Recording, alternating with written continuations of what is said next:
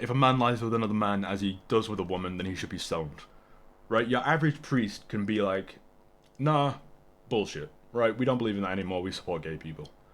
Whereas if it says something in the Quran, I don't know anything in the Quran off the top of my head. I'm assuming it's the same like as the Old Testament. But if it says something in the Quran, that is the direct word of God. So you cannot dismiss anything that's said in the Quran. You can try and like interpret the language differently, say the words are different, but if it's in the Quran, it is right. It has to be okay. Which makes it much easier for someone who practices Islam to fall into an extremist, like fundamentalist position. Which is why I think there is a bit of that disposition there. But that isn't to say that in order to be a Muslim, you must be a fundamentalist or you must be extremist.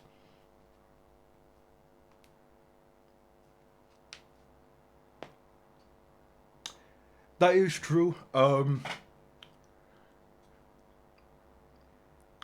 Although I think to blame America on the entire, on like every Middle East country, like you've got to take, I mean, even just take, for example, like the Kurdish genocide, right? That was committed by countries like Turkey, Syria, Iran, Iraq. That had nothing to do with America's involvement. Like that was all, but that wasn't necessarily religion. That was just ethnic. And yes, I'm completely okay with homosexuality. I have no issue at all with homosexuality. I think gay marriage should be allowed. I think fuck it, marry 5 people together, all gay, have 12 gay kids, do what you want. Right, I don't give a shit. Fuck what you want as long as it's consensual. That's my opinion. I'm very liberal, I'm very um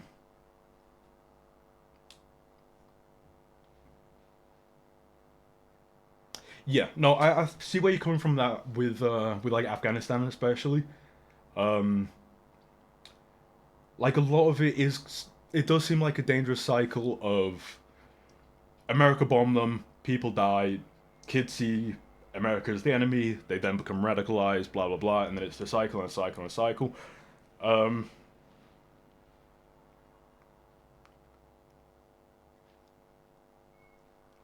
Although I don't know much about anything in the Middle East, so I'm hesitant to start an argument or a debate here. But I think defending the Taliban's a bit far. Like, I don't know. They've done. Like, I don't know anything about the Taliban. All I know is that the state in Afghanistan as it is right now is not good for the people living there, for the most part. Or at least for women and gay people.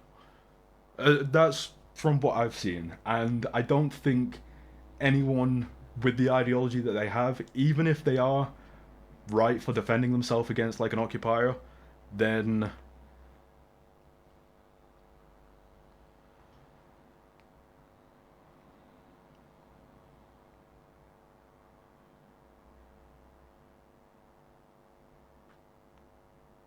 there was no oil taken from Afghanistan though. I think that was a big thing with like what I dislike about the sort of like 9/11 conspiracies, where people say it was just a reason for America to go into Iraq and dig oil. Like they weren't taking oil. Like no one took oil.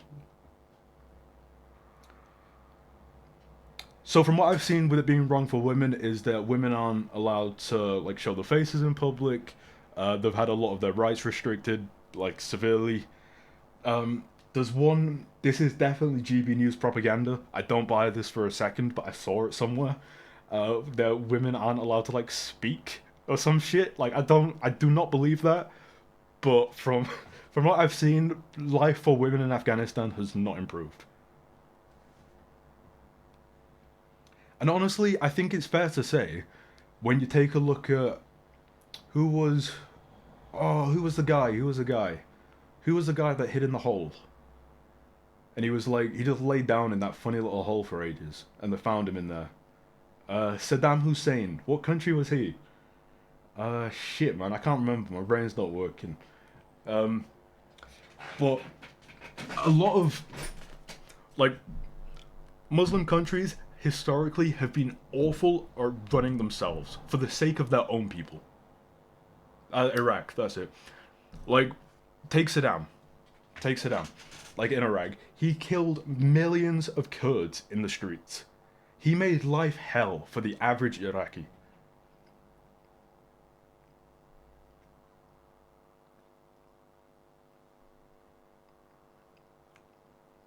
You live in Afghanistan? Fair enough. I assume the women can't speak thing's probably bullshit. I mean, there's no. I mean, I'll fact check this now because I don't want to speak out of touch here or out of turn. I don't even know where to start looking. Do Americans drill oil in Afghanistan? Because that might be wrong. We'll see.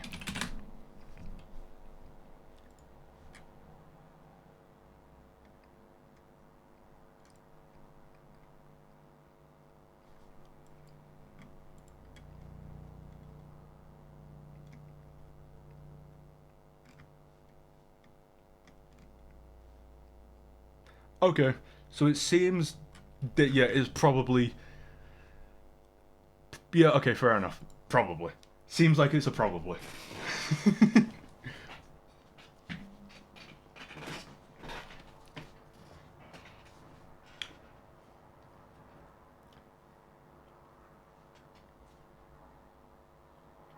Okay, right. Even so, so yeah, the difference between covering your face and covering your hair, I suppose, is substantial. But even but from where I stand, I still think that that's disgusting. Like it should never, ever, ever be dictated to someone what they can and can't. Like they have to wear something to go out in public, especially when it's like. Actually, no. I was gonna say when it's unevenly applied, but no. Like you, that shouldn't be a thing. Like it just shouldn't be. And as far as I know, in like Iraq, or at least in like the good parts of Iraq, in like the Kurdish regions, like women are allowed to be to go outside without wearing a hijab and to wear like normalish clothes and stuff.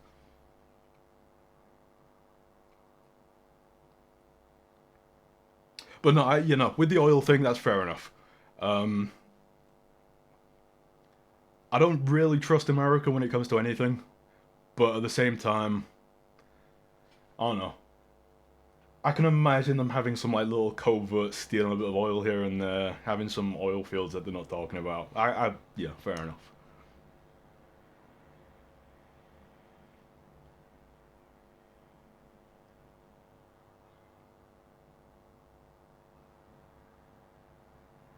Yeah, but I still think it's like disgusting. Like it should never ever ever be forced onto someone that you have to cover up. Like that's archaic. And religion and state should be separated. Both like no matter what religion, no matter what state, it should never be that a book that was written or dictated and written 2000 so years ago.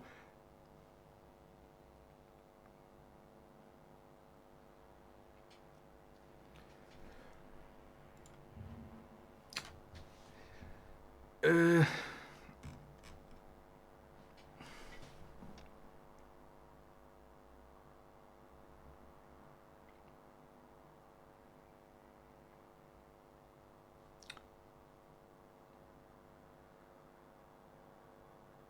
no, is not disgusting that they are covering their hair or their face by choice.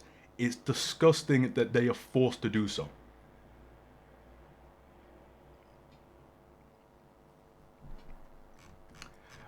Well, okay, so uh, I mean, this first of all says exactly what I was planning on saying.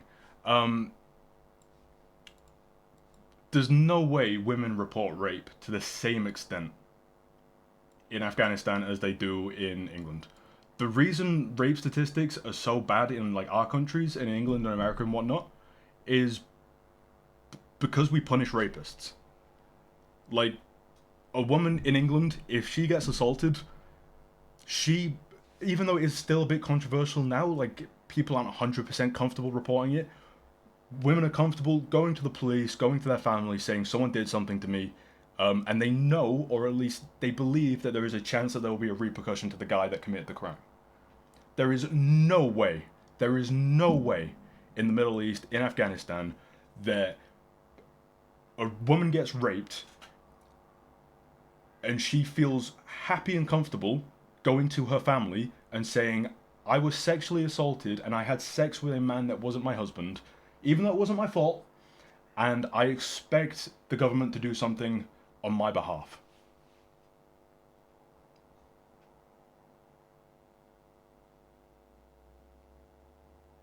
Sure, but that's... You could write that into law, right? You could say, sure, we'll kill him if you find it true.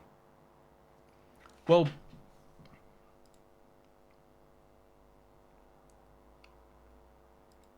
I mean, even here, this is the top story. The immense risk that women face if they report it. In 2011, Afghanistan made international news in regard of a story of a woman who was raped by a man, jailed for adultery, gave birth to a child, and then was pardoned by the president. And in the end, was married the man who raped her. Like, she was jailed for adultery for getting raped. Like, there's no way that kind of thing isn't common in a deistic state, in a state in which religion is tied to the state. And also, I would imagine women wouldn't feel comfortable because there are things like honor killings. Women can be killed for just... And I mean, I'm saying this, so specifically with the honor killings, I'm saying this with someone I know personally that was kind of in a situation where they were threatened to be killed over, like, just speaking to different people, right?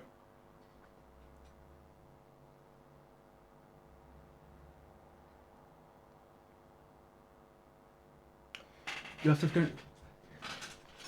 True, but that's still not, like, Western law.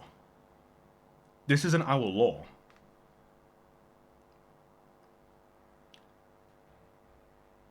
And honor killings are on a rise in countries like Iraq, and that's in, like, the good bits, like in the more developed Western bits, that there's still, like, a common practice for women to be killed. I'm sorry, but there's no way Sharia law in, like, say that adultery being a crime is some, like, Western... It must be this guy, right? I'm assuming Hamid, he was, like, the guy that was propped up.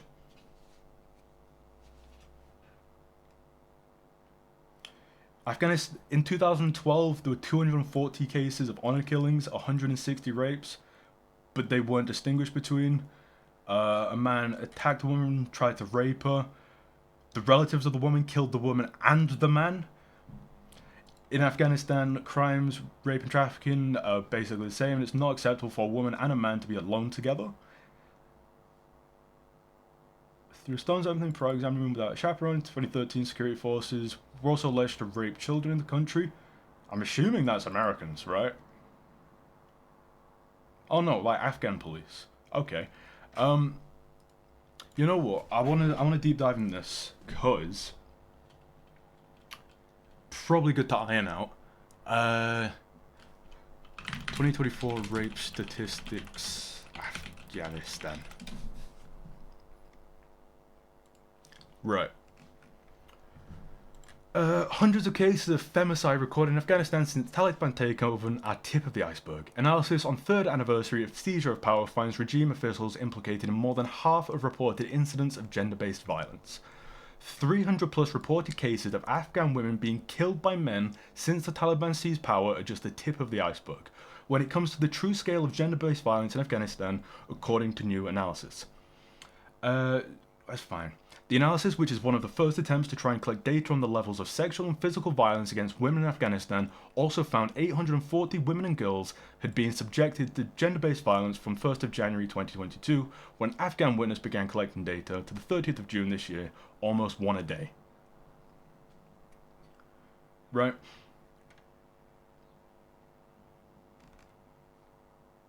76% of Afghan women and girls responded class their mental health since the Taliban seized power as bad or very bad, reporting insomnia, depression, anxiety, loss of appetite, and headaches as a result of their trauma.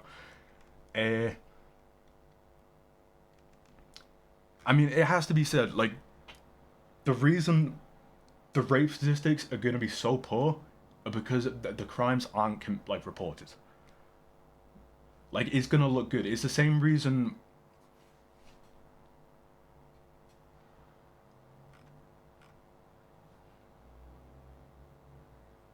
Secular president, the Americans propped up, judges by our laws in the time that we are independent, or the laws propped up.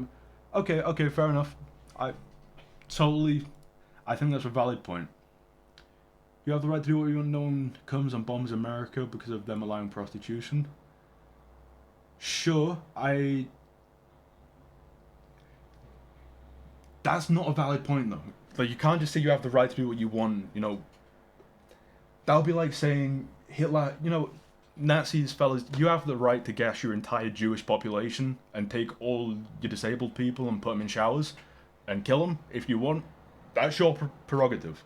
Nothing to do with us. We'll just stay over here and, I don't know, have prostitutes. You know, we're just as bad as each other, guys. But who decides what is right? That's the point in it. Femicide is bullshit. If you break certain laws, you die. There are laws that count for only men, others that count for only women because we are different. So label is femicide because the law is for women is stupid. Sure, but then the problem there is, like, the laws themselves. If I were to make it a law for, right, women aren't allowed to, I don't know, get out of bed on the left side. Like, I don't have the right to do that, and then I kill them because of that. Sure, it's the law, but that's still an unjust law leading to the unjust, foul treatment of women.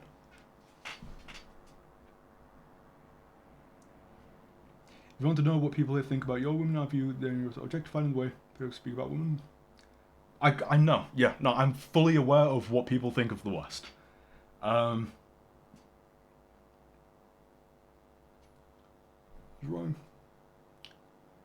Sure, but this just comes down to, like, a meta-ethical framework of either you believe in right and wrong, or you believe it's all subjective and you're a moral relativist.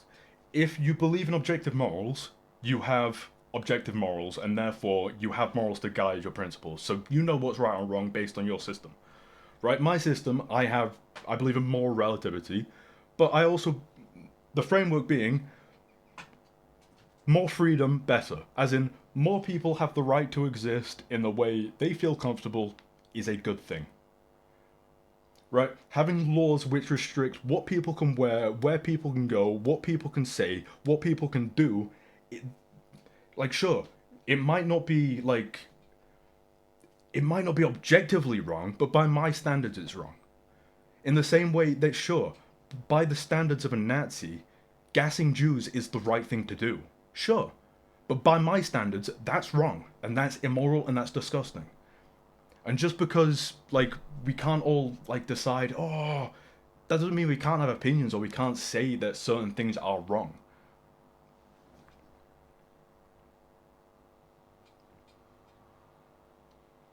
Sure, I completely agree with you. Like, I don't think women.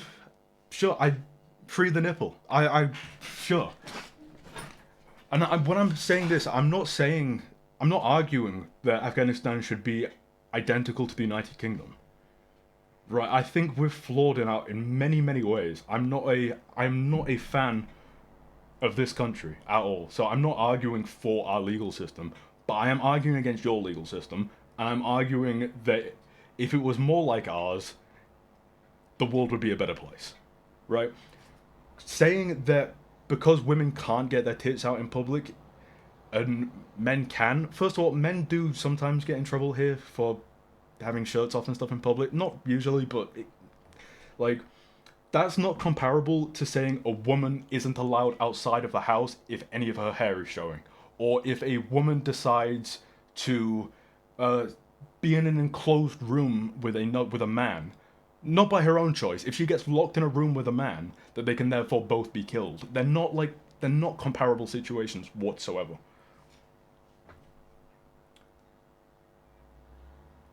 Of course, we're allowed to judge them by our standards.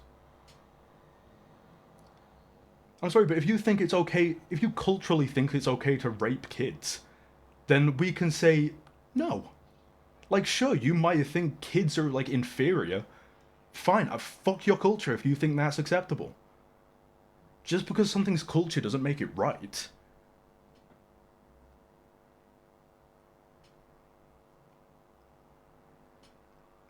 Sure, but it's not necessarily to say. It's not even necessarily about men and women. Restricting people's rights in general is bad. That's why we're. That's like the entire philosophy of the West.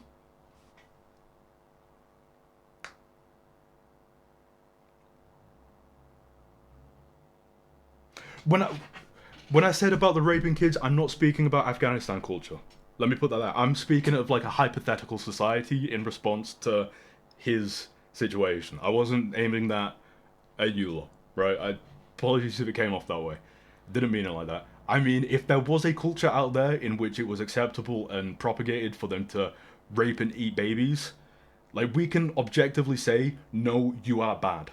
And also, I think this also pisses me off about the left particularly, is see what we're doing about gerrymandering, about sort of Islamic culture, and saying about, oh, we've got to respect it, it's their culture, blah blah blah. Not a single person in Afghanistan would say the same about a Western person. Right? If a gay person went to Afghanistan right now, wearing like a pride flag and kissed a guy, they would not say, yeah, let's just respect their culture.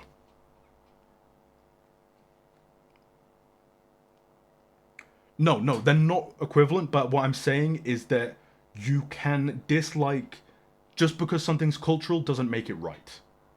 Like something can be a part of your culture and be wrong. Slavery used to be a part of American culture and it's wrong, right? Shouldn't have the right to show your I completely agree. Women shouldn't have the right. I completely agree. Sexual indecency, and we have high standards in the men can not show their knees and women can not show their hair. I think more naked.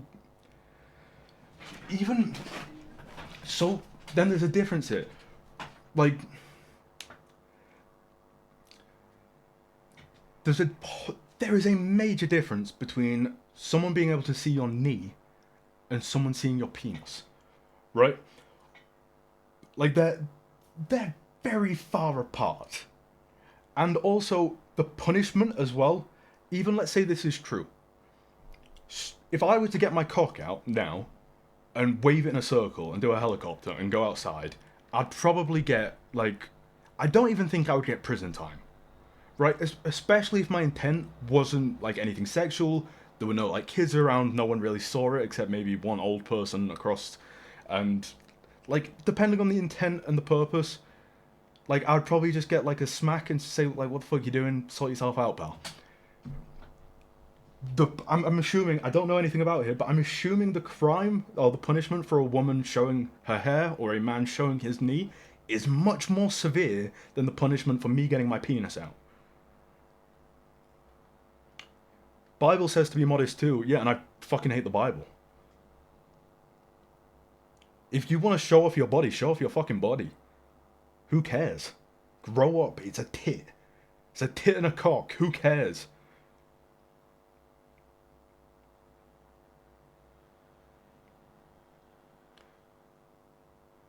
Yeah, sure, but even when you said men can't show their knees legally, you should have the right to wear shorts. Like,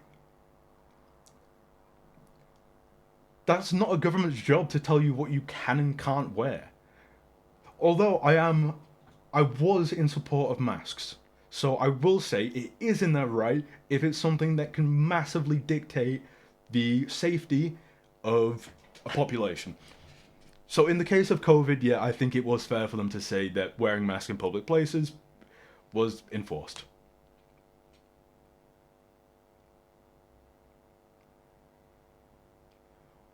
well, I should have the right to wear what I want because I suppose it's just a difference in like the philosophy that a guy's life. I believe freedom as the higher value, as in a government should exist to make or to protect freedom and protect the freedoms and the rights of its population. That's the job of a government. It should be to ensure people are free to be people. Sorry, I'm so sorry, boys, but I'm going to prison.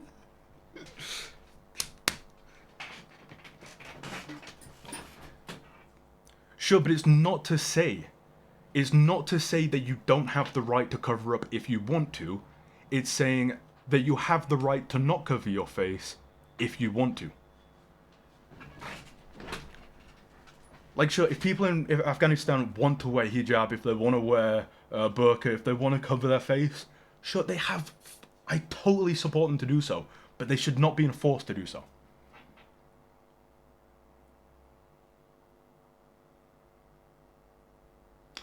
So you wouldn't be arrested for walking around in underwear, I don't think. Um, no, I really don't think you would. I've seen people walking around in underwear. You don't walk around naked because we have some weird relationship with nudity, right? Ideally, I think from a philosophical perspective, I think like nudity is the last taboo that society need to break their way from, right? It's a cock, it's a tit, who cares?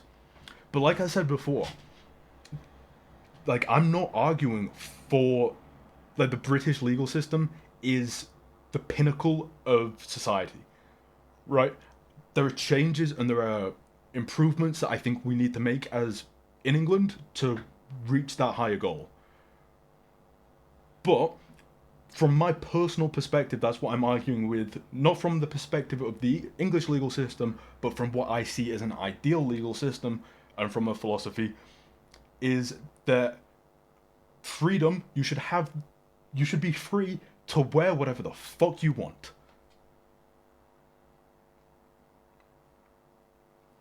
And it's like, who cares? Like, if you see a penis, who gives a fuck?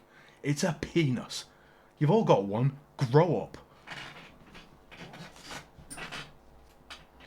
Well, sure, but if they want to walk around with a big sign in their hand saying, look at my body, who cares?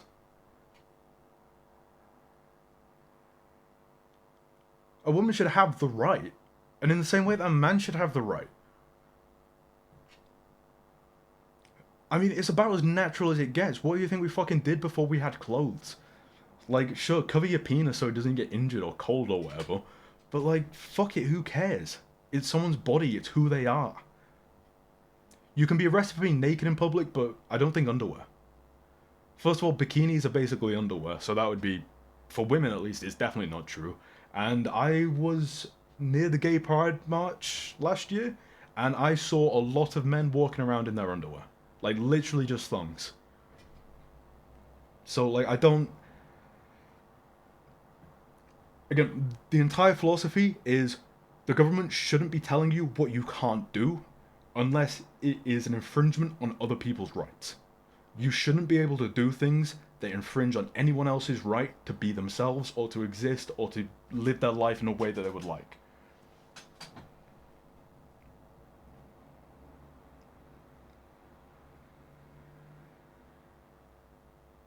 Yeah.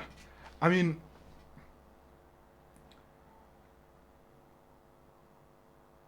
I'm trying to think.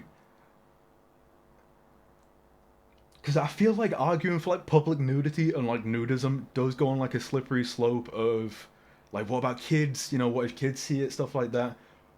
But that's only an issue because of the relationship we have with nudity, I think.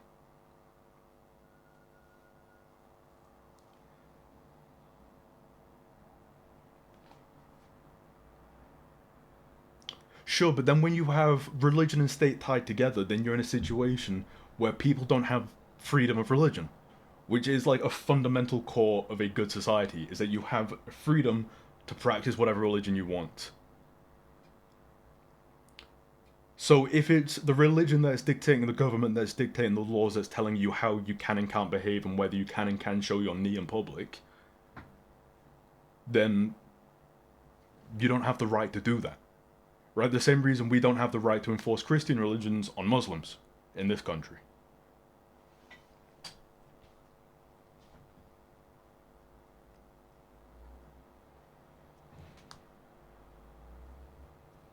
Like, I think one of the few things America have ever gotten right are the tenets of, like, freedom. You've got freedom of speech, you've got freedom of expression, freedom of assembly, you've got, and freedom of religion, right? Those things are paramount for a society that works, or that's good for people. As soon as you remove one of those tenets, you end up with the Soviet Union, you end up with Nazi Germany, you end up with Saddam's Iraq, you end up with fucking feudal England, you end up with any of those things if you lose any of those tenets.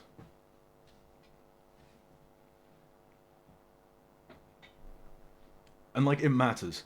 And it really infuriates me that people are so, because again, if this was fundamentalist Christians in America, like the Westboro Baptist Church, arguing for like, oh, gay people are all evil and blah blah blah, everyone, you wouldn't be respecting their opinions. It wouldn't be a case of, oh, it's their God, they believe what they believe, blah blah blah. It's like, no, they're disgusting people for what they're saying. Eh, not quite true. Not quite true. I might be wrong here, but Hitler wasn't voted in. Hitler was elected chancellor by the already president or prime minister or whatever the fuck. The Nazis actually did very, very badly in the elections. I think they got less than like 13% of the votes or something like that. But because he then got chancellor, he could then invoke some fucking emergency powers and then did some stuff like that. But even so, I might be wrong as well. I might be making this shit up. Let's grant Hitler was elected democratically. First of all, the majority of society are below average intelligence. First of all, just gotta put that out there. Secondly, just because the majority of the society agreed to it doesn't make it right. If you go back to America in like the 1800s, or whenever the fuck, yeah, 1800s it was about. But if you go back to America, slavery was a thing, right? You go back to the 1940s, black people weren't allowed on buses, or they weren't allowed to sit at the front, right? The majority of society were like, yep, guys, that's great. That doesn't mean we just justify it. And doesn't mean that, like, 1865, baby. I don't remember abolished in England, man. I can't even remember. Civil rights was 60s. It still amazes me that literally within the lifetime of some people in America now, like, it used to be legal to just find a black person on the street and then just hang them. Like, just for the fuck of it. Like, here, I don't like your color, I'm just gonna hang you from a tree. Yeah, but I don't think the sort of lefty take of modern slavery, of like capitalism, is remotely similar to um to what was going on in the slave trade. Tend to cover less than men's clothing. If a man would walk around with a crop top with a stomach is shown, perceived as sexual predators, why you need strict laws on this? I mean, this just isn't true at all. Like, we're getting to a point now, and this is what the left is trying to allow, and what we've been pushing for years, is men can wear whatever the fuck they want. That's why we have, like, transgenders now, right? You can argue for that. I've got a bit of a more conservative take on transgenderism, although I do still try to be a bit more progressive. Um, but no, a man can wear a crop top if he wants. If a man wants to go around wearing shorts and makeup, fuck it, do what you want. I really couldn't give a shit, and it's not my right to tell you what you can and can't wear.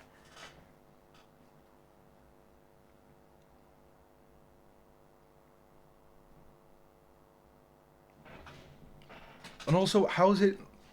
I would say it's more disrespectful to someone, although this, I can't necessarily argue this. Maybe you're pushing this more for women to wear. Sure, it's more normalized, but I don't see what that's got to do with well, anything. Like, things can be normalized within a society, but whether they're enforced is a completely different thing. Because this is what I don't like about...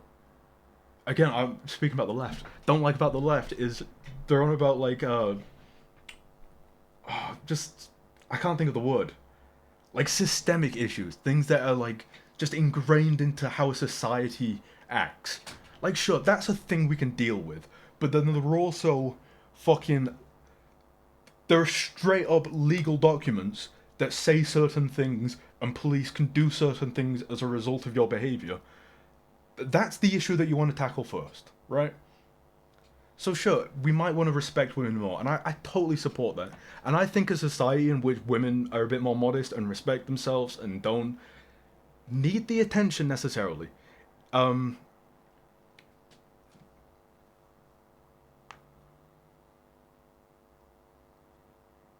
Exactly. As long as your actions don't infringe on the rights of anyone else, and before we get into it, because we will get there, I'm going to put this out there. When I say infringe on the rights of anyone else, I'm including non-human animals in that as well. You do not have the right to kill and eat things because you like how they taste. Fuck you. All of you, because I know you all eat meat. Fuck you, you scum. But no, yeah, no, I think...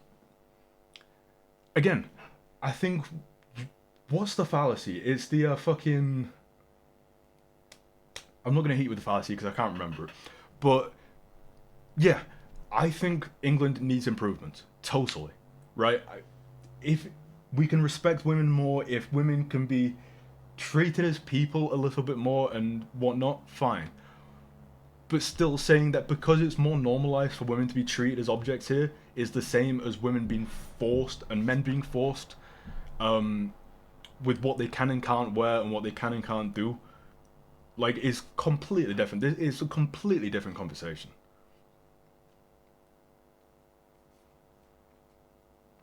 Sure, but law shouldn't be to enforce things that aren't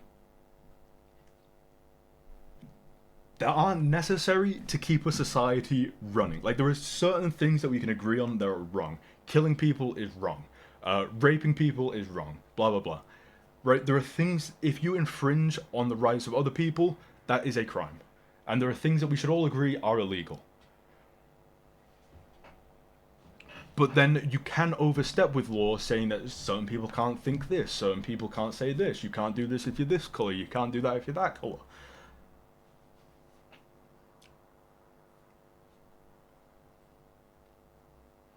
But yeah, everything, like, we have, as a society, as the West, we have slowly bled out a lot of those, archaic laws from the past that were enforced by religion. But saying women weren't allowed to show their ankles. That was a thing in Victorian England, where there were stories of when women would walk past, like, men in the street, they would, like, flash their ankles a little bit to get them, like, a bit, ooh. Like, because it was just so, like, naughty back then. But no, like, fuck it. Like, who cares? People should be allowed to live their life however the fuck they want. Follow what God you want, say what you want, believe what you want, think what you want, wear what you want, act how you like. Be who you want, call yourself what you want. Just don't get in my way. And that's it. Just stay the fuck out of everyone else's way and don't infringe on people's rights.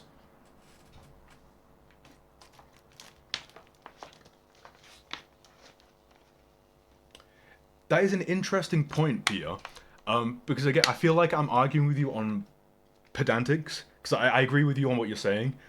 There was a very interesting thing I saw, but I can't remember where, in which when they got rid of traffic lights in some country or some area of some country, traffic fatalities went down because people were paying more attention, or something like that. So maybe we just need to get rid of driving laws. You know what, Jamble Tim? I'm really fucking sick of this. Get out, now.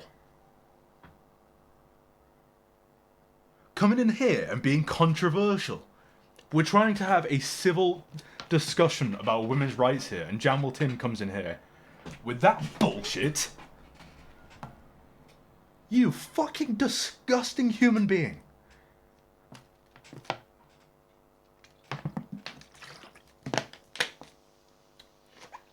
Anyway, hello John Wilton, how you doing?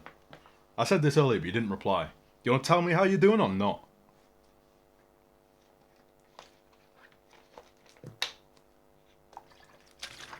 But to go back on that, no, I don't think we need to abolish traffic laws. Like, when it comes to business and stuff, and with, like, electricians and stuff like that, I support, like, I support heavy regulation, stuff like that.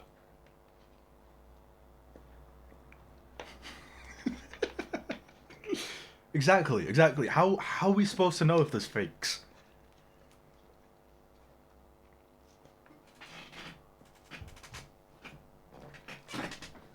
You know, I've enjoyed this conversation, and just because it has got a bit, I don't know, not heated, but it's been intense and it's been a bit personal, I suppose. I don't know your name, but I appreciate you. I appreciate you being here. I appreciate you being cordial and respectful and engaging. I think it's been interesting. Like, it's been an interesting conversation. And I'm happy I finally had a discussion with someone where I disagreed with them. And I didn't start raging. L'ancien. Listen. J'aime pas, my friend. You are a mod. Jamwell Tim isn't a mod. Jamwell Tim's like in his own stratosphere. Right? Jamwell Tim is Jamwell Tim. You can't assign a role to Jamwell Tim. And because of that, you can treat Jamwell Tim however you want. I define Jamwell Tim as consciousness. Do I have a wife? I do not have a wife. But I would feel much more comfortable knowing that my wife isn't gonna get fucking... Let me think how to articulate this. Actually, no. I'd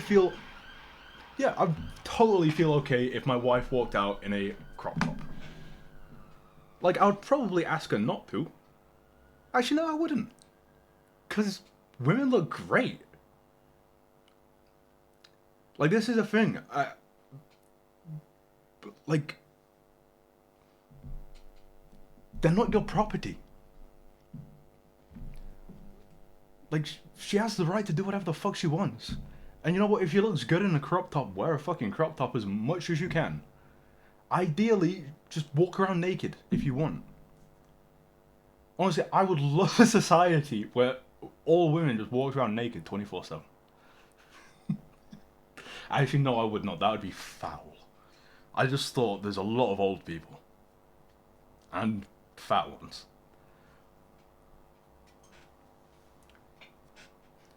But no, I don't see how restricting someone's rights is respectful to them. Saying what she can and can't do is respectful to women. Unless you want to be all sort of paternalistic. Jamwell Tim taught me that one. Paternalistic. And, for example, restricting the rights of a child is done out of care. But if you're going to make the argument that women are basically children, fair enough if that's your opinion, but you're just wrong. Although, yeah, no, you're just wrong. So I do, because this is for you only, but outside, all the men can see this shit. Sure, she's your wife, but she's not your property. Right? Who gives a fuck if people can see her? Right?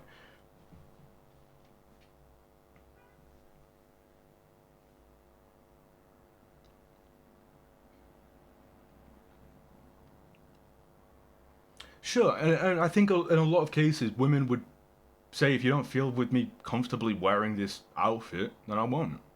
Great, fine. But just because you're married doesn't make her your property. Like, she's not an object. And I feel like you brought up the West objectifying women a lot, like earlier, quite a lot, saying that that's kind of a big problem in our societies that we objectify women. But now you're throwing that because she's your wife, your property, that you can or you should be able to dictate who can and can't see her or like what she can and can't see. Like, fuck it. If I had a wife and she started sending nudes to people, right, I'm not gonna kill her. Right? In Iraq, in Afghanistan, honor killing probably would happen in that situation. Right? I would just say, right, we're not married anymore because you've been unfaithful and we agreed that we would be exclusive with each other in this relationship because we had some kind of emotional investment with each other. Right? That's an agreement we go into when you go into a relationship. That's like a contract you sign with each other. Usually you would verbalize that as well. You would agree that, you know what, we're exclusive. We're in a single I can't remember the word. Not polygamous, the other one. It's me and you, no seeing other people, no sending news to other people, no talking to other girls, blah blah blah, no doing that. Fine. If you do that, you've betrayed the trust, we're no longer in a relationship. That's fine. But then to like go a step further and say she is not allowed legally to do that, that's a whole nother fucking ballpark. Sure, but if I lived in Nazi Germany, I'd be a Nazi. If other men see her like that and she's the prostitute to you, that you would do. If I cheat my wife and put my genital with him, she can want me to go through and I get stoned to death. Sure, but that's fucking like monogamous. That's the right one. That shouldn't be a thing, mate. If you want to send me dick pics, you have the right to send me dick pics. If your wife doesn't like it, fuck her. Right? If you don't want to be with her or you want to send me dick pics, do it. Please. But that's no government's job to enforce that.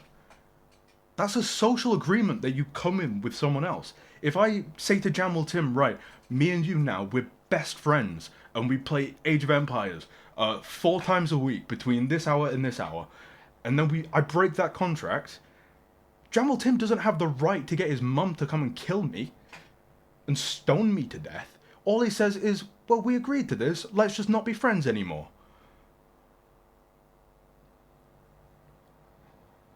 Yes! Of course!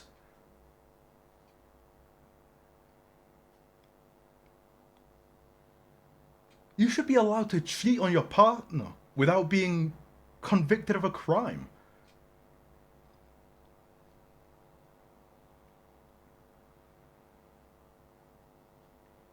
Because it's these laws that have...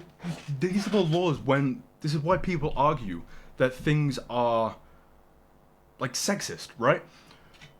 Because who's going to be the victim, most likely to be a victim of laws that prevent cheating, right?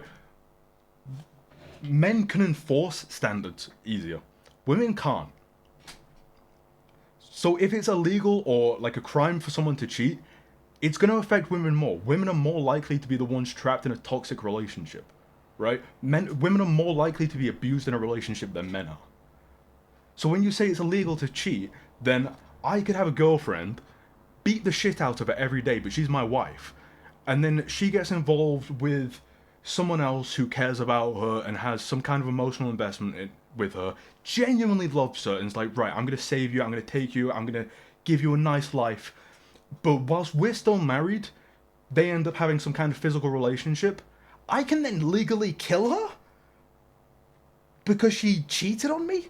Even though I'm a piece of shit that just beats the shit out of her every day? No. Sure, I agree with you. I would rather my wife be a thief than a cheater. But that's because she's my wife, right? At that point, if I find out she's a cheater, she's no longer my wife. That's the punishment. Right? The punishment is, we agreed we'd be married. Fuck off, right? You've cheated on me now. Fuck off. You're not... No more.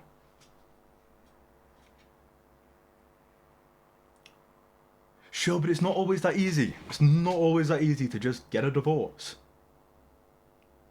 especially in Arab countries, especially right. It's much harder for a woman to get a divorce than a man in. I'm trying to think which country was it that I actually looked into. I think it might have been Iraq. Like, it's easy for a man to get a divorce.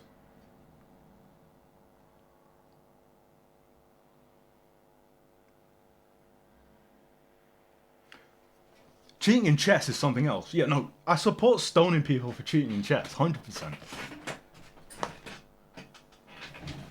But, like, totally. I would rather find out my girlfriend, like,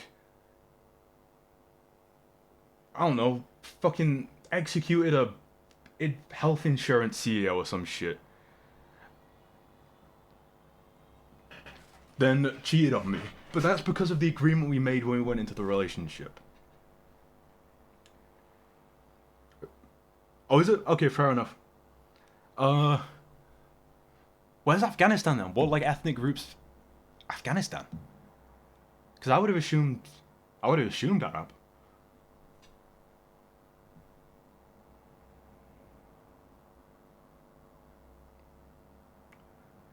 Yeah, but then, right, I'm not gonna argue out of pocket because I don't know.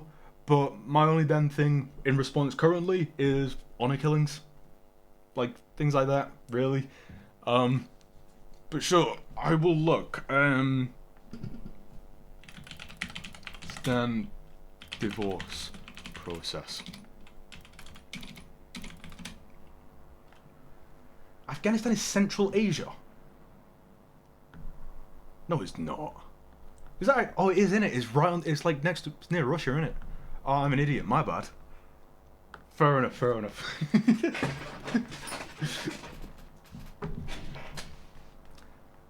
uh. Right, what's the AI overview? Divorce is deeply rooted in Islamic law with significant gender disparities. Men can utilize divorce their wives throughout a pronounced mentality. Women generally need court approval and have limited grounds for divorce. Oh, yeah, no, I know where I've seen this. I saw, who was it? Sabor Ahmed. He got into a debate with someone. I think it was Alex O'Connor. Um, no, it wasn't. No, it was. I think it was Alex. I can't remember. It must have been. But yeah, women have to have a reason to get divorced, which is cheating, blah blah blah. Men can just divorce their wife whenever the fuck they want, because that's fair. Um, don't need it, and they need court permission, demonstrate valid grounds for separations, disappearance, like inability to provide for the family. So, as far as I know as well, if men can't, like if they're not providing for the woman, if they're like, I don't know, if they're not making enough money and whatnot, a woman could file for a divorce there, in theory. But there's no way that that's culturally acceptable. There isn't. I just don't buy it for a second. Like, sure, you might have a system in which women could go through a court system, but there's no way women are doing that. Especially in a country in which women are killed and stoned to death for, like, reasons of honor, right? Honor killings. I'm trying to think. I'll look into like honor killing statistics because I bring them up and I don't really know much about it. Takes 2 or 3 years. Getting a dowry back can take 4. Because it's similar. Like people, I don't know. It'll be. I'm trying to think of an example. Because there were systems like this in the West where there was like. I just can't think of an example. I can't think of a way of putting it. First of all, I think it might be an American trip for blah blah blah blah. Place where women face multiple problems before and after divorce. Divorce through an Islamic religious scholar is typically not possible for women without the consent of their husbands. And getting divorced in Afghanistan's court system against their husband's wills takes many, many years. Afghanistan's civil law does not give women the right to divorce. However, women can apply for a divorce under exceptional circumstances, such as if a husband does not provide life's necessities, if he's disappeared for at least 3 years, or if he's terminally ill. Women must be able to prove their cases in court. And I'm assuming you're proving it to a male judge, to a probably not a jury.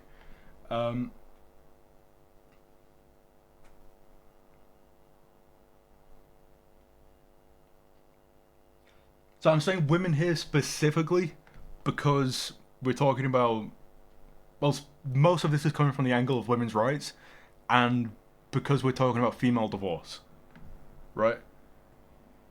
So, I mean, I'm just gonna say, stoning statistics, Afghanistan gender. Uh,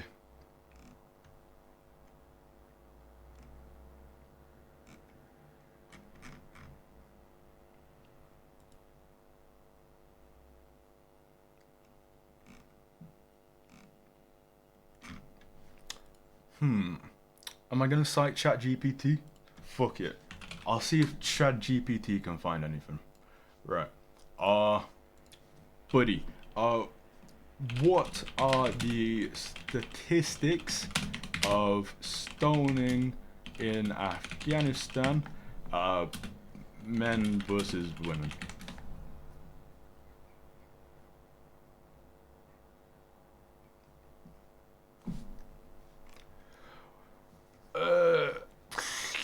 Okay, men are far less. Right, obviously, no sources so far, it's just ChatGPT. Don't take it with a grain of salt, but apparently, it's disproportionately women. Obviously, it's not documented very well, obviously. 2010, 2015, 20 blah blah blah.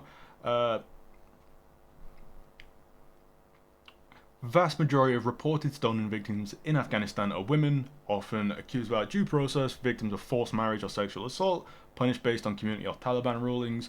Men accused are more likely to be flogged, escape punishment, or receive lesser punishments. Also, pre-2021, stoning was illegal, so apparently it's not anymore. Okay. Pre-2001 and post-2021 have advocated for stoning under Sharia law, but didn't... Okay. It sounds like specifically women are stoned to death in a way where it's oppressive because they're treated rally. Really? Okay, I mean...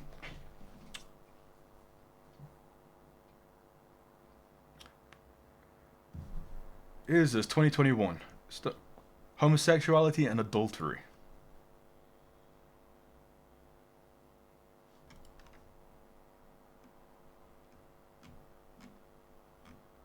Oh, that's Iran.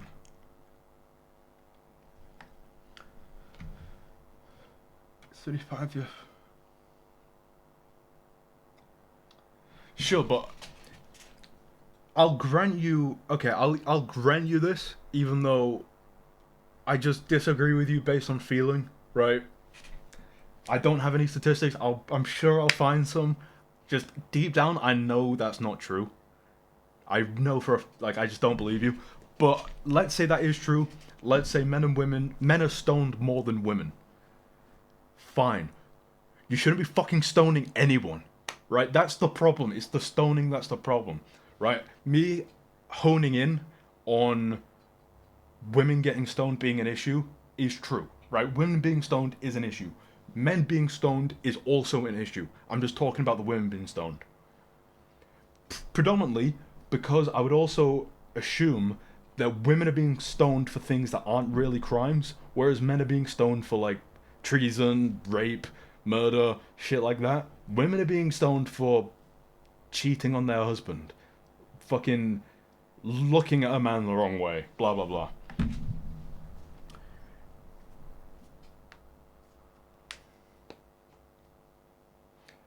I mean, if that's not, yeah, I mean that's your opinion, but I don't really think that's an opinion. Like, you might think homosexuality is wrong, fair enough, but you don't have the right to kill people for being gay. So you don't have to look there. We have Bosnia, Albania, Kosovo, the Muslims there, Europe, and blonde hair, blue eyes. Yeah, Albania is a very like white Muslim country, isn't it? I would say adultery is definitely not a crime that you should be stoned to death for, men or women. But I'm assuming women are disproportionate. Um, Trying to think, public indecency, blasphemy, things like that.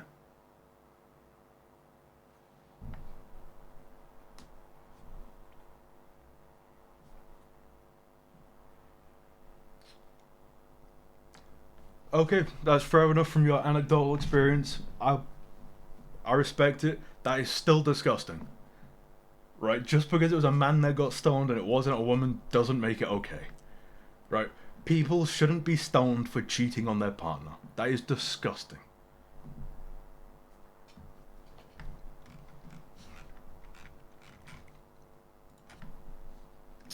In. Let's see, do we have any viable, interesting recent studies or anything?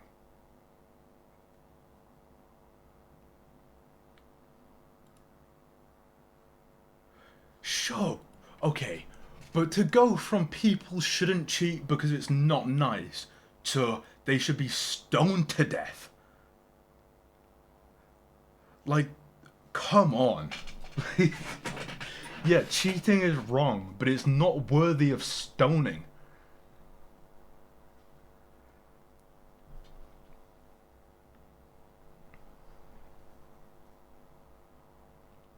He's a victim because he was stoned to death. Like, sure, I think cheaters are horrible people. I totally. I think cheating is disgusting. If you're in a relationship with someone, do not cheat on them. If you do, you've not just like violated trust, but you've violated any kind of human decency you have, right? Totally. But you don't deserve to get stoned to death. Like, sure, you've wronged someone morally. That doesn't give you a right to kill them.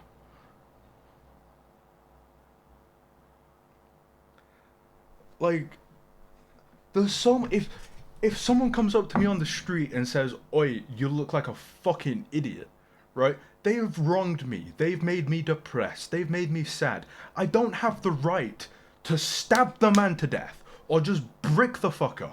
Like, that's not well said. You don't have to be a victim to deserve to live.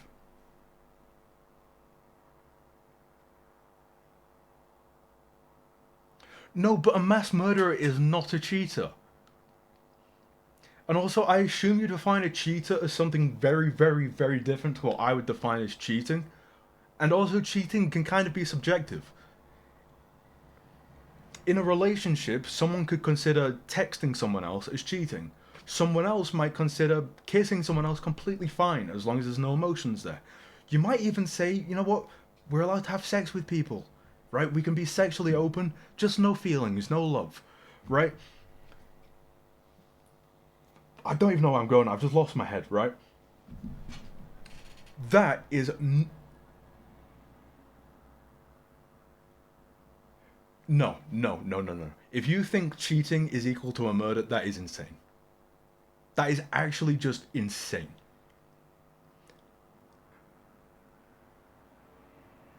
And how do you define cheating? Because I assume my guess in Afghanistan is cheating. Like if a woman like engages with a man in some way, like I don't know, goes into a closed room with him and doesn't do anything, or they talk for an extended period of time, could that be considered adultery? Is it up to the man's discretion on whether she's cheating? Or is it literally just penetrative sex?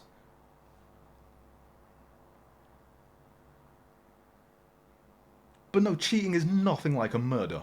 At all. And no decent society would have that.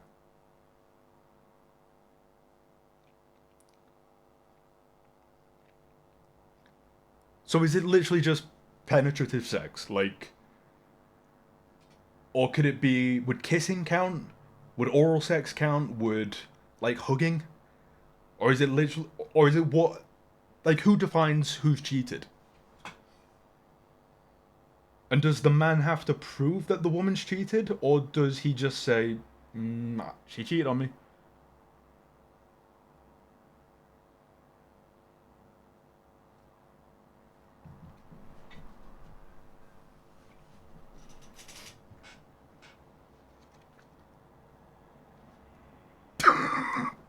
Jesus Christ.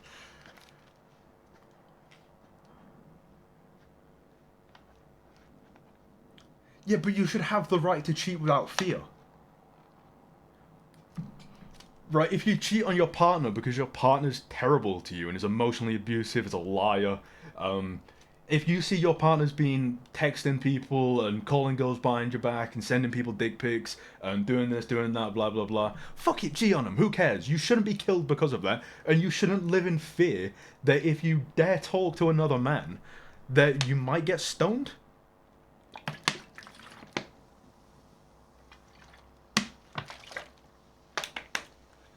For, I'm sorry, but no, there's no way that's true. There's no way they need. You don't have witnesses to cheating, right?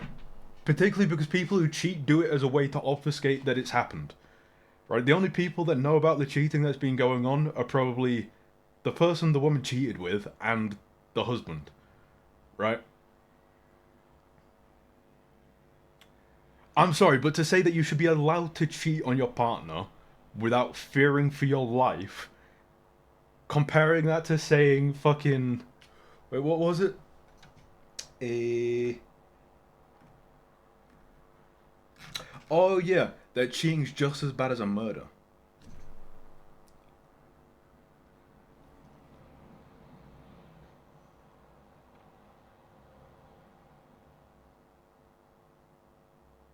Okay, so she only gets a death penalty when she actually has sex with someone.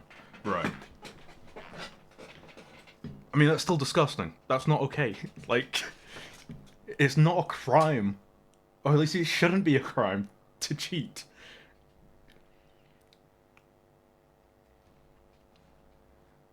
I mean, what would count as evidence? Because obviously you're not going to have witnesses and you're not going to have camera footage. So is if I got my like if I had a wife and I found out she cheated on me with my best friend, and I was like, "Oh, right, let's get her stoned." You say she cheated, I say she cheated. I'll go get my mate Steve to say she cheated, and then I'll go get my other mate Paul to say she cheated. Is that enough? Or do I need there's no hard evidence.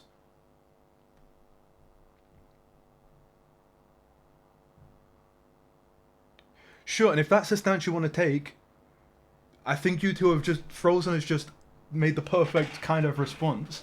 Yeah, fine. If you think you're going people go to hell for being cheated for cheating on people, they're going to hell. Fuck it, that's not your right. You're not God. You do not have the right to enforce God's will on people. Right? If he's going to hell for cheating, fuck it, let him go to hell. But what if you're wrong? That's the problem.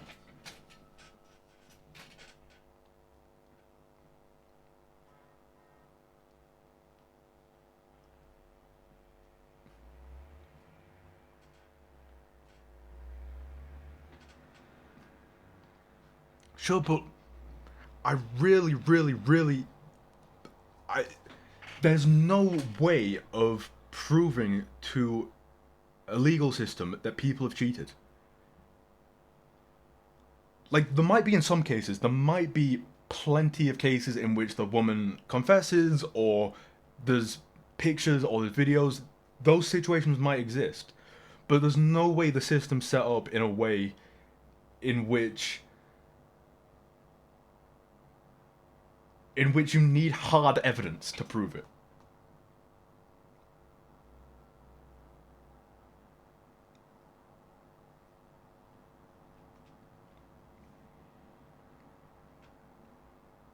Oh, okay, so set up like a little sting operation. So I'm assuming you could say, "Oi, fed them, yo, coppers. My wife's cheating. She's over here. Fancy stoning her." And then they go over and be like, "Oh, like there isn't a man there, but like, mate, we were told." So it comes down to the discretion of the police officers.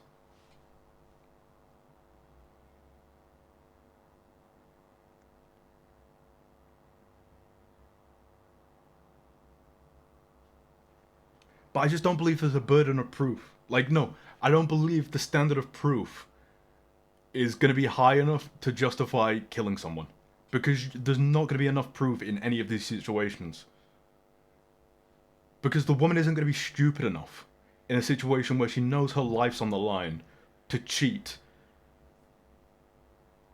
and leave some kind of hard evidence. It's all just going to come down to hearsay of a guy saying, yeah, she cheated. The guy she cheated with probably saying, yeah, fine, cheated, blah, blah, blah. Like, there's no way it relies on a good legal system in which you have to prove beyond a shadow of a doubt.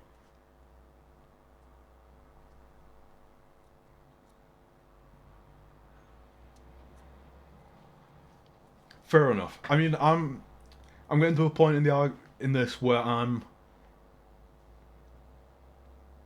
well, obviously I don't know what I'm talking about. So, like, you might be right, you might be wrong, I don't know. But I'm hesitant to believe you based on just personal bias and um probably just Islamophobia, honestly. I'm definitely Islamophobic. So I am disagreeing with you purely on the basis of I just don't want to believe you.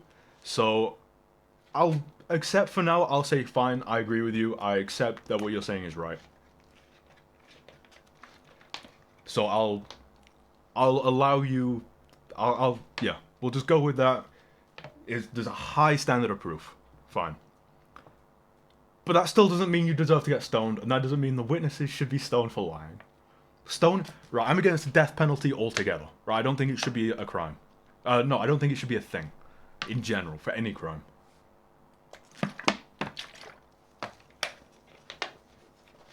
Although, I would say, for certain crimes, I would support a death penalty in a case of like, like that Andre Breivik guy that shot like 77 people, kids in like Norway.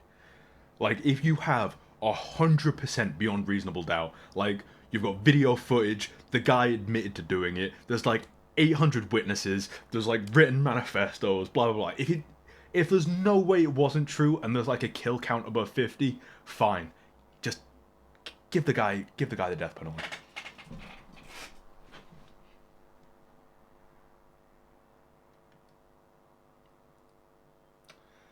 Video of Muslim with Islamic music, you'll have internalized fear from it. I mean, yeah, probably.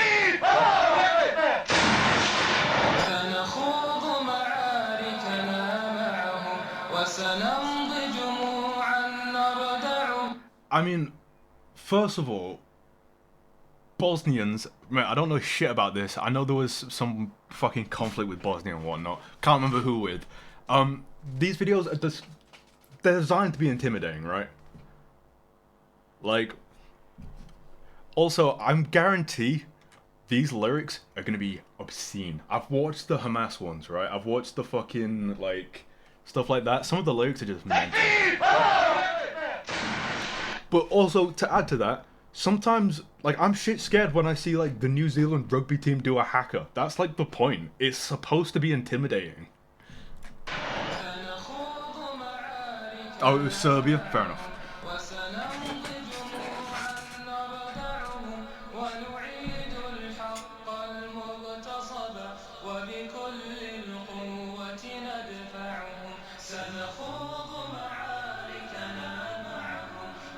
Alright. This actually goes kind of hard.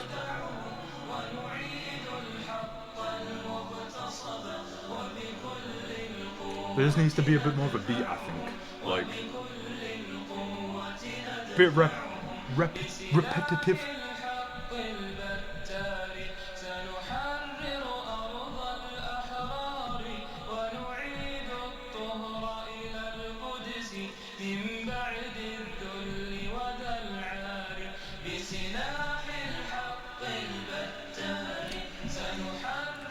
Do we have any more bars? What are the bars he's saying? I mean, it's just like war songs, isn't it? I mean, it's like the IRA songs as well. I've listened to a few of them. They're mental.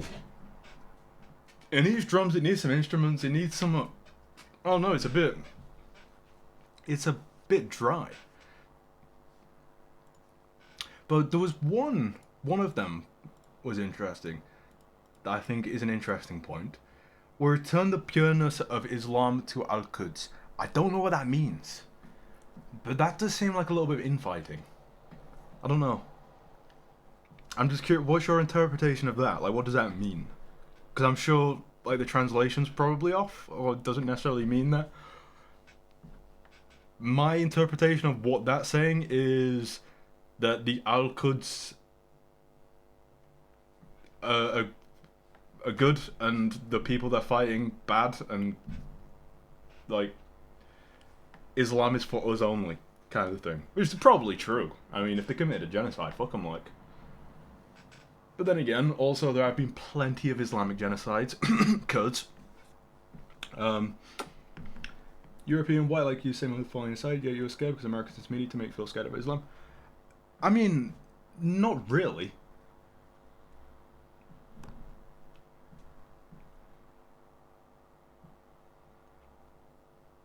Ah, fair enough. Ooh, shit, do I want to start the most heated argument? Should I? Should I? Should we do it? I mean, yeah, Frozen's a musician. He's the expert. Jamal Tim. Oh, boys, we need Jamal Tim on the strings. He's a professional guitar player, probably one of the most talented guitarists I've ever seen. He's like up there with Slash and fucking Jesus on the guitar. Honestly, Jamal Tim is incredible. We need Jamal Tim on the strings, Frozen on the beat, fucking KD2 on the mic. And I'll just be spitting some pure fucking, just Arab bars, you know what I mean? I am, that is it. Here, I'll give you my take on the Israel-Palestine conflict. Zionists, like, the far-right Zionists, the pro-Israeli people, wrong. Right, fuck them. Hamas, wrong. Fuck them, right? The solution is let everyone exist in peace in a liberal society in which they have the right to practice whatever religion they want. Right, fine. My problem and my take on being a pro-Israel person is Hamas started it. Right? Hamas had no right to paraglide in to an Israeli music festival and kill thousands of kids. Or maybe not thousands, hundreds of kids. Right? And the reason there are so many deaths in Gaza, the reason there are so many civilians dying and children dying, is because of Hamas. If they weren't such scummy assholes that they were hiding under hospitals and they were hiding inside of hospitals, then why the fuck? Like, this wouldn't be going on. There wouldn't be... Like, it's so annoying. I mean, I'm talking about this specific conflict in Gaza now.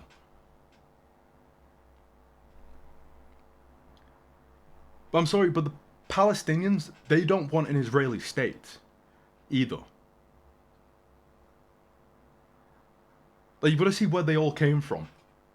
The Jews used to live in, Jordan, fucking Lebanon. They all got kicked out. The Jews were expelled from these Arab majority countries. Where else were they supposed to go? They couldn't go to Europe. Otherwise they'd be sent to fucking Auschwitz. So they get this tiny little country in the Middle East, surrounded by 7 enemies that all want them dead and want them just to not exist.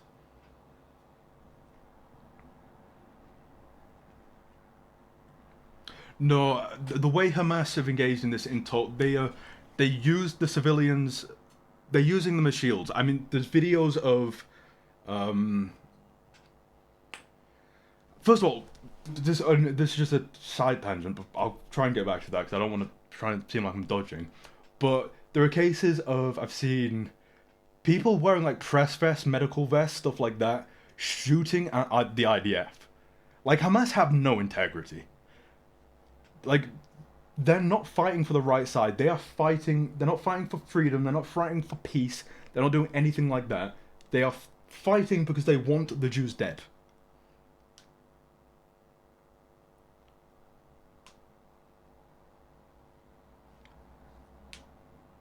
Zionism started in Europe. No, I'm speaking like 1948.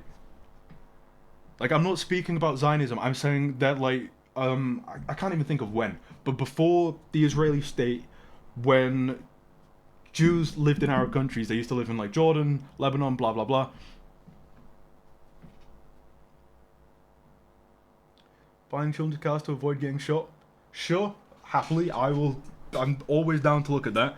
My thing is, so there was the Great March of Return, for example, in 2018, and you can see videos of parents sending their children forward to run at IDF soldiers just so they can film it and put it on the news, right? They're not like, and if you ask Palestinians, they don't want a two-state solution. They don't want a peaceful solution where Jews are allowed to exist. They don't want anything like that. They want the Jews dead. They want the Jewish state gone. They want Israel gone.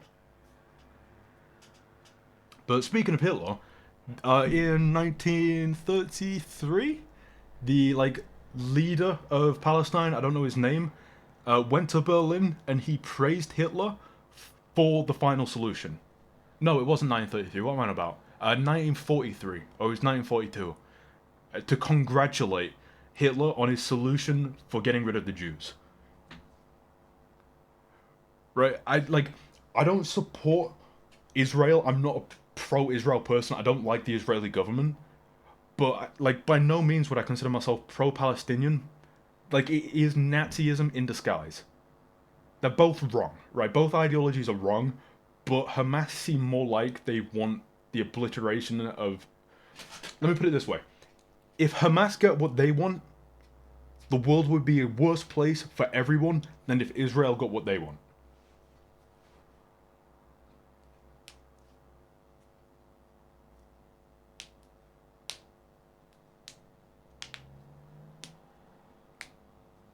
Sure, but where do you want the Jews to go? What are they supposed to do? The people there now, they have done nothing wrong. And the people who went there, you've got to think, where did they come from? They were given a state, the Israelis were given a state by the British government, said, right, have this. What do you want them to do? It's not their fault.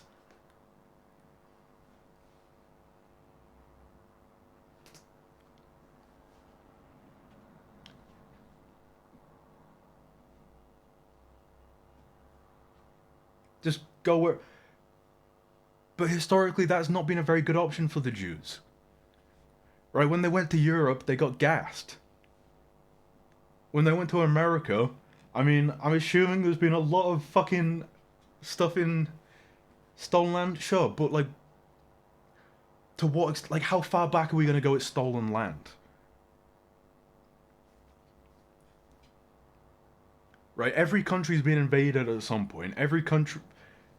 The people there now are not responsible for any crimes that have happened in the past. And they've also... People in the past in those countries were victims of crimes of the same people that are being accused of doing the crime, or accusing people of doing the crimes. Right, it's not like the Palestinians have all just lived there happily and been peaceful and nice to Jews the entire time. The Israelis have been fighting a war on 7 fronts, literally fighting for their existence, for the entirety of their existence.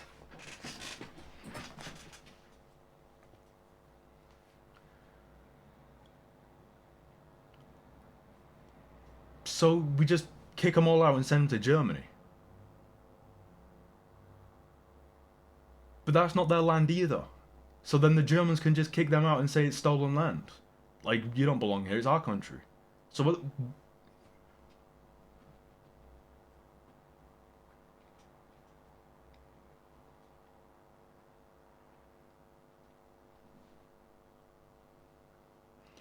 surely the solution is... Let's just have either a Palestinian state and an Israeli state. That's not going to work because the Palestinians, I can guarantee there's going to be another attack on the Israeli state. If that ever happens. They're just going to keep fucking bombing them, right?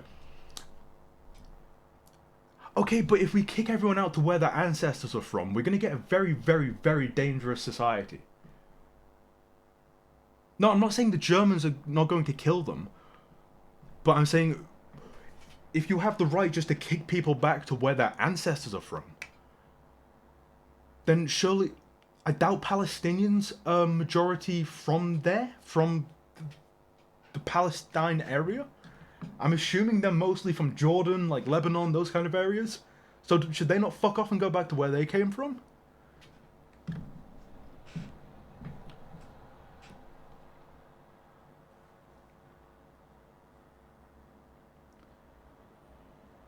Yeah, but they're sure. Just because Israel have better bombs doesn't mean anything. Hamas are indiscriminately firing shitty bombs at civilians for like what 10+ years, just over and over again, and then fucking glide into a music festival and start beheading people indiscriminately.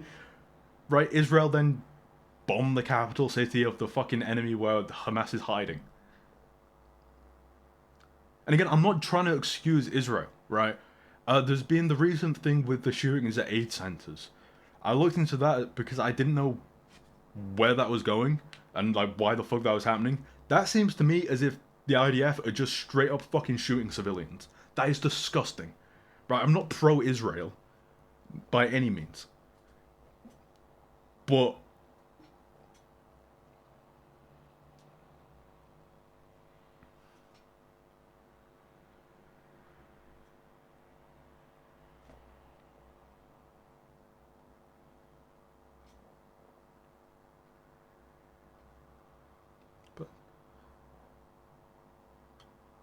fair enough. No. No, no, no, no, no, no. The reason those specific Jews are from Poland and Germany because of fucking Hitler, right? That's the only reason people fled, right? That's the only reason people went to Israel. Or like pre-Hitler, sort of like early 1900s.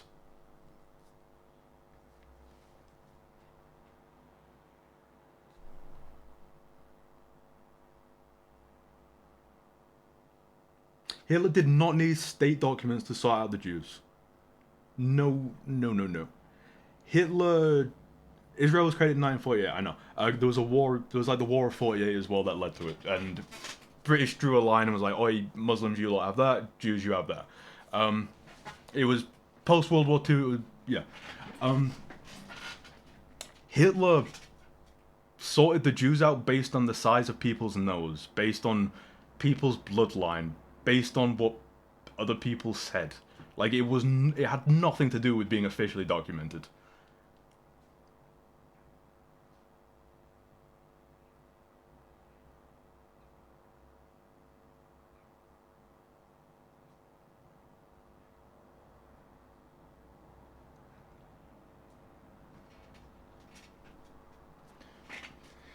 Yeah, but first of all, that's not their fault. Second of all, it's not the fault of the Jews there now. Like, for example, if you brought up Native Americans, right? Imagine now if Native Americans were just like, "Oi, frozen, fuck off. Go back to your own country." Like, that's not his fault. He didn't commit a genocide of Native Americans like 300 years ago.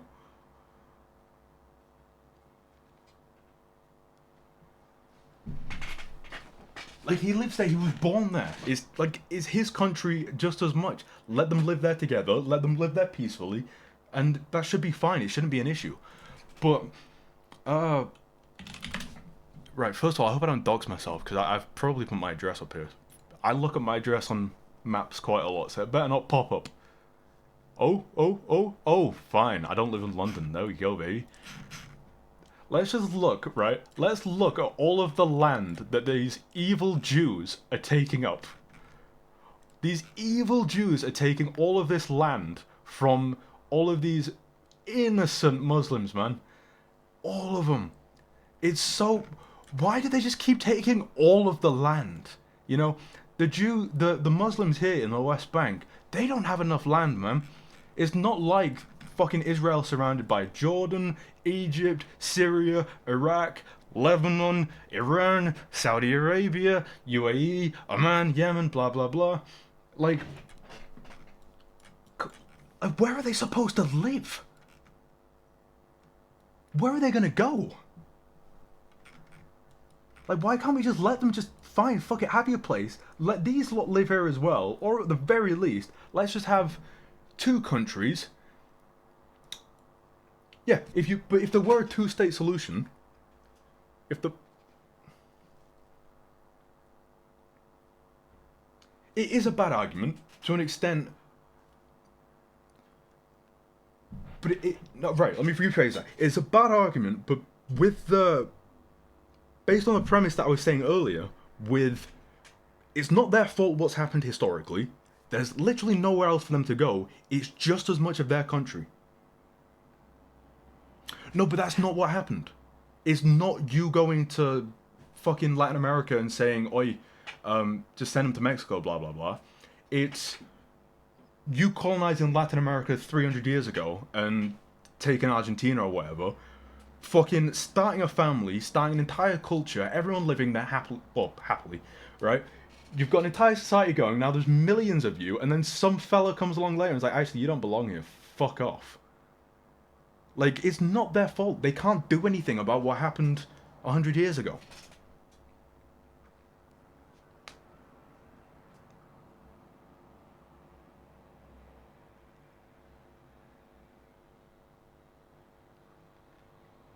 Sure, but then you could say the same about Palestinians. They could go anywhere else and be fine.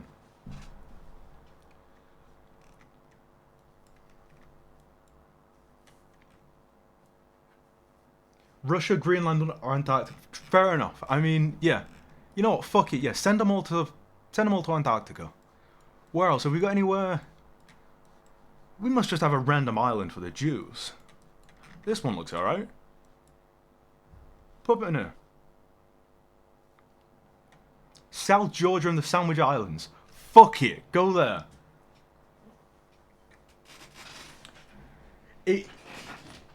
I mean, it is and it isn't. Like, I consider World War II history. It is within recent history. But also, I know it's very modern history as well. It's been going on consistently, heavily in recent times, right?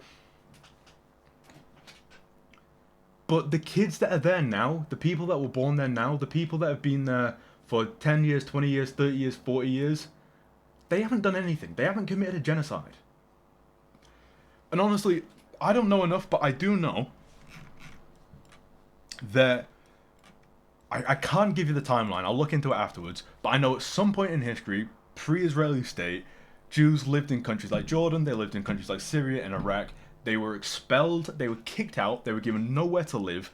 And then they started to settle throughout Europe. They started going everywhere. That's why there was like the rise of anti-Semitism in Europe, because the Jews were coming and they were just taking over everything and blah blah blah. Fucking history of Jews of Israel.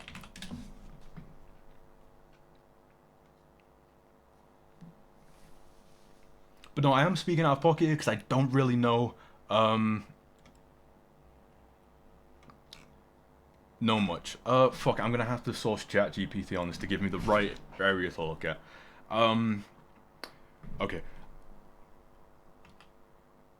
Pre-Israeli state, where were all the Jews?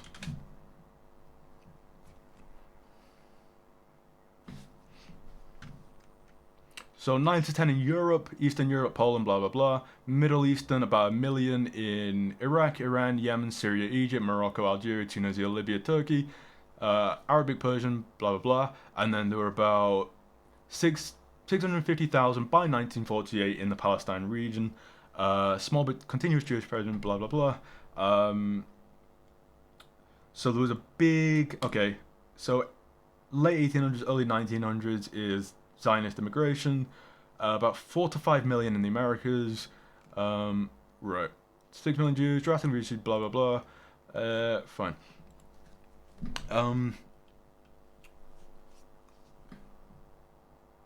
I think I am going back to like Romans. I am thinking like old. Like that kind of period. When they were kicked out, like that's why they started settling all around like Europe and whatnot.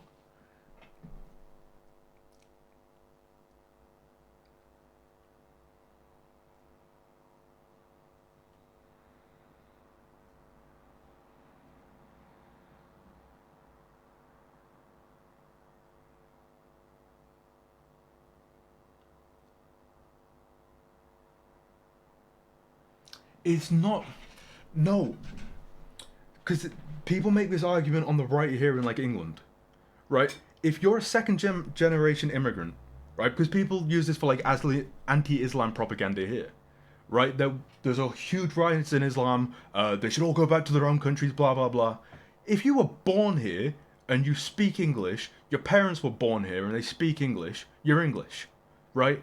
I don't have the right just to kick you out and tell you to fuck off back to your own country, send you back to Iran when you weren't born in Iran and you don't know anything about Iran, right?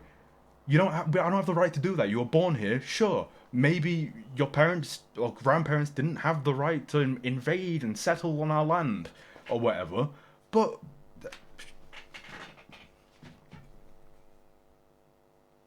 wasn't Judaism founded in modern day Israel?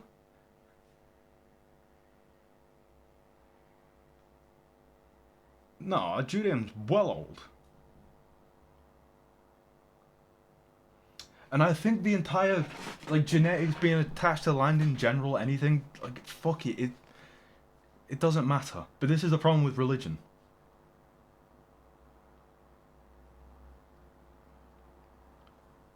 Like it's a big fucking desert. Like honestly, I don't know why either of you them want it. Like I would, if I was the Israelis or the Palestinians, I would happily be kicked out. Oh, geographic. Okay, fair enough. Fair enough. Fair enough. Fair enough. Fair enough. 4,000.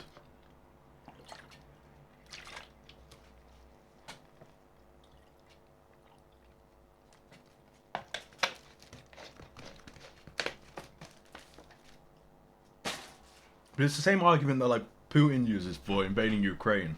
Is that like the Ukrainian people are like ethnically Russian and we're all like Soviets deep down. Like, fuck off.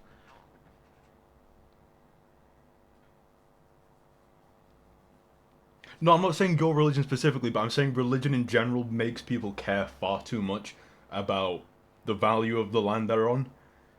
That's kind of like the whole fight is the Jews are saying, no, our religion says this is our land, and the Muslims are saying, no, our religion says this is our land, and now you're all fighting over it. In my opinion, it's just a desert, who cares? But no, I agree with you there. Yeah, you've got like native people to certain lands. But if you're born somewhere and you live there, and your parents live there and were born there, and your grandparents live there and were born there, and you speak the language, you speak the culture, you eat the food, then you are native. Hebrews historic Israel and Judah, Reagan during the Iron Age, although the earliest mention of Israelites is inscribed on the Munit Pastele, 1213 1203 BCE. Jesus. That's ages ago. How much Canaan? A percentage. What percentage of Palestinian DNA is Canaan? Speaking of Canaans, aren't they one of the ones that got bloody genocided in the Bible?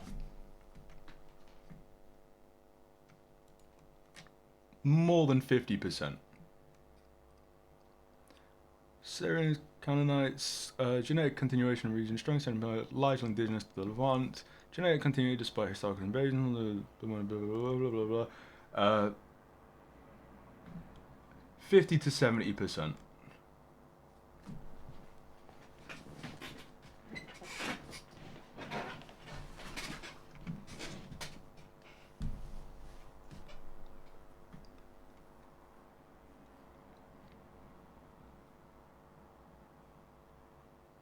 Okay, fine. Let's say not well, I'm sure there are many examples of people in which their grandparents were born. But even take the example of a kid that was born there and his mum was born there, but then let's say his dad was German, right?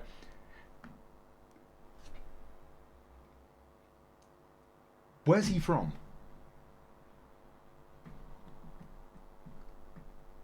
Like, he's not German just because his dad's German. I mean, I'm thinking here specifically. So there's a guy. Jamal Tim knows him. He's the N guy. I won't say. Actually, no, I will. Novid. You know Novid. He's a mod on the channel, right? He's Russian, but he moved to England as a kid. I think he was like 11, right? He speaks English. He goes to an English school. He lives in England. He lives in English culture. He listens to English music. Blah blah blah blah blah. Is he Russian or is he English? Well, he's English, right? He lives in England. Like fuck it, right? Is he? If he have if when he has kids, his kids are gonna be English.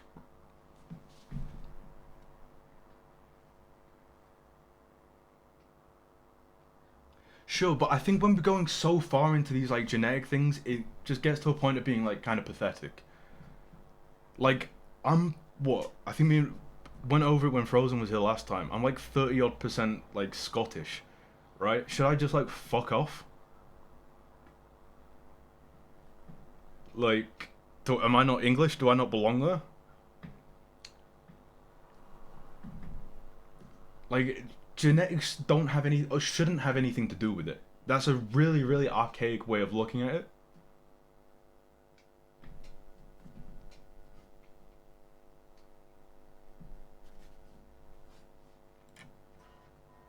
Sure, but if you, fine, I'll grant you this, but if you're going to use this kind of argument, then I never, ever, ever want to see a Muslim get angry at right-wing British people or Americans complaining about the infiltration of Islam into the West.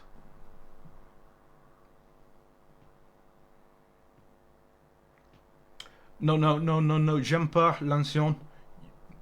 You're not a citizen anywhere, right? You live in France, you may as well not exist. You are not a valid human being. But I didn't know your origins are from Madagascar. That's cool. That's sick. Also, who's calling me? Just answer the phone. Fuck you. Hello? Hello, Hello? am I speaking with Mr. Kian Augusta?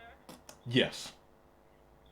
Okay, very good day to you, sir. It's me, Kelsey, and I'm calling you from Next Year Finance. And the purpose of my call is to inform you that we have received some legal correspondence from that resolution form. We see that you have contacted Beep! us. Oh god, my car! There we go. You can justify the colonization of America the same way it doesn't matter whether you're Native American or white. Let me take your land, kill you, and explain this. Sending this by the victim you started this. I mean, it's not to say. Right, I'll get into this. Complete. I think I might. I don't think that was a scammer. I think that was a genuine person I needed to speak to as well. I just realized. I feel like a bit of a dick. Um, where's my brain going? Uh, yeah, sure. Fine, we can blame people. We can say this ethnic group is bad for doing this. We can say British people are wrong for invading America. Right? We can't just go and kick Americans out back to where they came from because we don't have room for them, and frankly, we don't want them here. Right? Like, enough time has passed to a point where the people now that are there have nothing to do with it. It's not their fault. We can't just say, fuck off, go back to your own country, because they're in their own country. They were born there.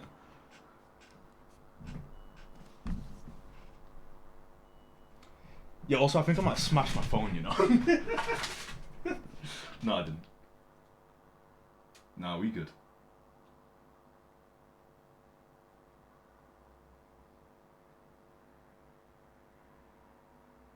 Was it spam? Nah, it wasn't spam. Fucking hell, man. Chill. Anyway, what am I looking at? We were gonna get into some history here. We were gonna get into some history.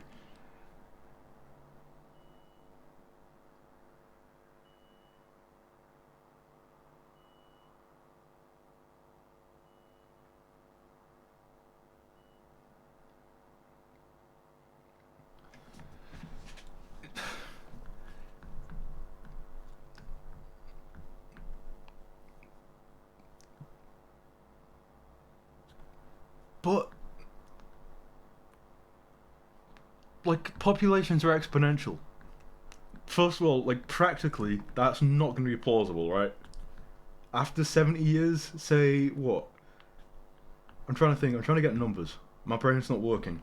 But you're going to have far more people there now than you did who went there. Also, like I've said, like, if you're born there, you live there, where are you from? They're not English. If you were born in America, you're not English. Anyway, shit, I'm thinking like 5 things at once. Right, first I'm going to take a break quickly. I'm just going to grab a drink. Also, again, I'll just interject because I know, again, if points is getting heated. I'm loving this. I appreciate you being here. I appreciate your insight and your willingness to engage and have a good conversation with me. I enjoy it. It's been good. I'll be back in like 1 minute. You know what? Watch this in the meantime. Right, he actually freaks out, right? But you give both chimps 3 grapes and they're good. We have examples of parrots. Except for the greedy chimps. Except for the greedy chimps. They want 4 grapes. They want 4 grapes. You know, those do exist, right? But we have similar examples where we do animal tests, right? So morality is intrinsic.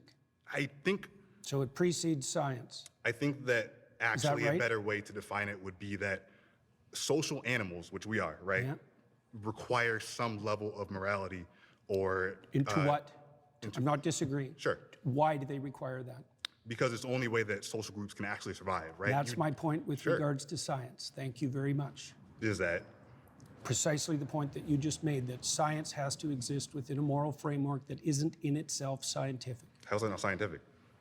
Well, because it's not derived from the scientific process, as you just It indicated. doesn't need by to derive pointing from the to- scientific process. Well, It's hang the on, fact that hang on a sec. we are social animals, and we need that to exist as a group. I right? agree, but Sure. you pointed to the morality of Neanderthals, to the morality of chimpanzees. They didn't derive that from science. They don't need to. That's not how That's that my works. point. Science explains it. So you No, just, science doesn't explain morality. it doesn't explain how social animals would need to be. Well, that's altruistic? a complicated question. Is it? But we see it though. Yeah, but explaining the evolution of morality and explaining morality itself aren't the same thing. Okay, so you're asking why does this happen? Yes, that's more accurate. Because we're social animals, and we Yeah, need but there's to be. more to it than that. Is there? Sure. For example, so we're moral animals that Right, let's have a see. sense of the future. What shit have we come back to? Right. Okay, in 30 years ago, 10 billion Americans, I was told 10 billion to go back to where they came from, I would kill them. Yeah, no, that's far too much.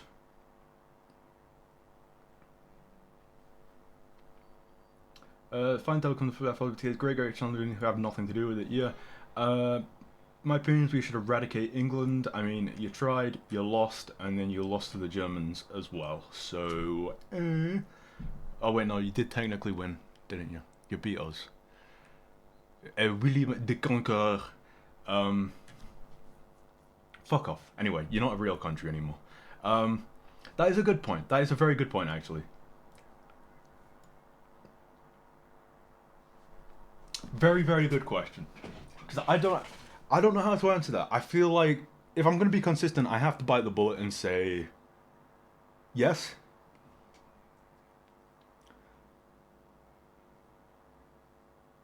Yeah, if they were killing innocent people, like if they were going and killing children and just random people indiscriminately, I would consider that terrorism, and I would say that is wrong.